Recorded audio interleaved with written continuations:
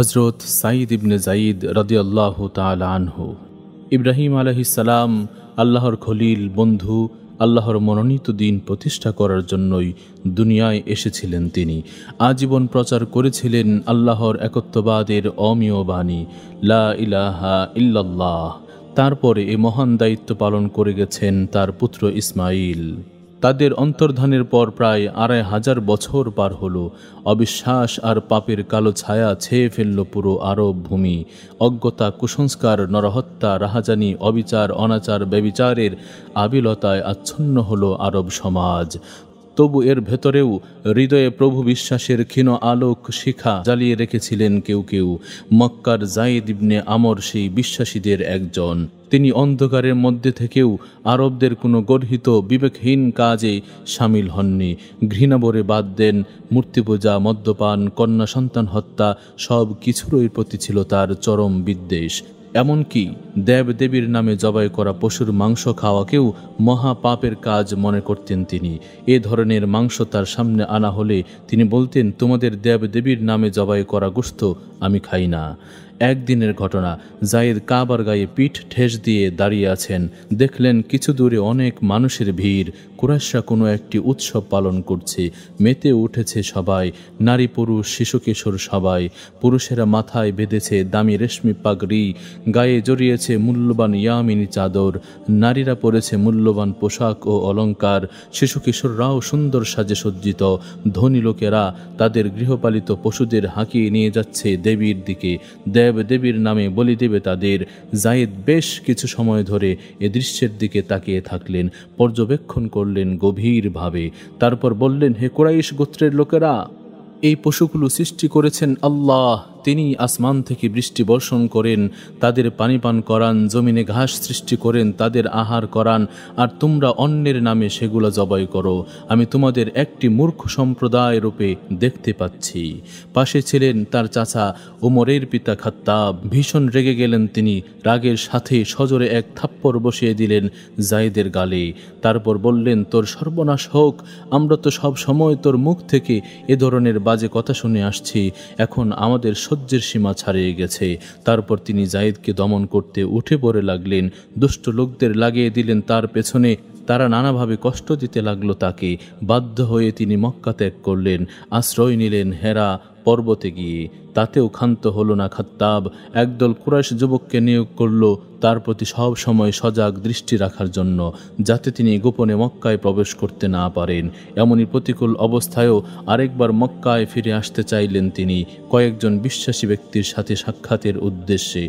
একদিন চলেও এলেন গোপনে। দেখা করলেন ওয়ারাকা বিন নওফেল, আবদুল্লাহ বিন জাহাস, উসমান ইবনে হারিস প্রমুখ বিশ্বাসীদের সাথে। জানালেন তার অটুট বিশ্বাসের কথা।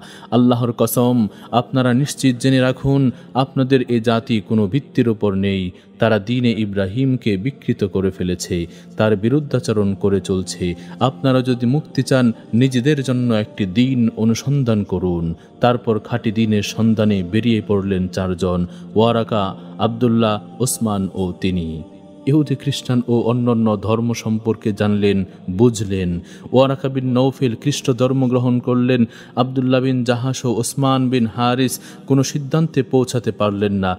আর যায়েদ ইবনে আমরের কোনো ধর্মেই মানসিক তৃপ্তি এলো না। তাই তিনি ঘুরতে লাগলেন নানা দেশে, নানা জায়গায়। এক সময় গিয়ে পৌঁছলেন সিরিয়ায়। সেখানে থাকতেন সংসার ত্যাগী এক খ্রিস্টান পাদ্রী। তার কাছেই ব্যক্ত করলেন তার ব্যথাতুর হৃদয়ের বক্তব্য।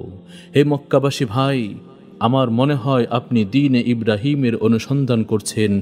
বললেন পাদ্রী, হ্যাঁ, আপনি যে দ্বীনের সন্ধান করেছেন, আজকের দিনে তো তার পাওয়া যায় না। তবে সত্য তো আপনারই শহরে।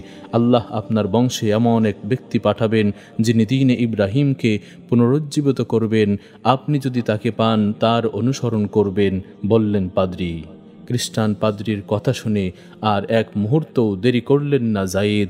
দ্রুত মক্কার পথে পা চালালেন। তিনি যখন মক্কা থেকে বেশ কিছু দূরে, তখন ওই সত্য নিয়ে আত্মপ্রকাশ করলেন মুহাম্মদ। কিন্তু তাকে অনুসরণ করার সৌভাগ্য হলো না যায়েদের। একদল মরুদস্যু আক্রমণ করল তাকে।